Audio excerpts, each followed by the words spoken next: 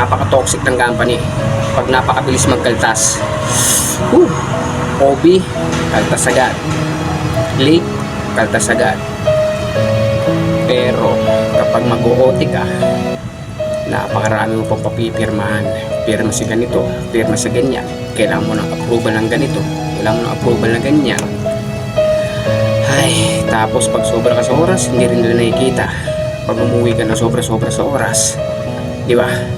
Pero kapag na-OB ka at na-late, napakabilis sila magkaltas. Walang proseso, walang kailangan pirmahan, walang kailangan, kundi basta kaltas-kaltas lang. Ganyan ang mga toxic na company. Napakahirap. Akala mo napakalaki magpasahod. Buti sana kung malaki ang sahod, agree. Pero hindi eh, maliit din naman.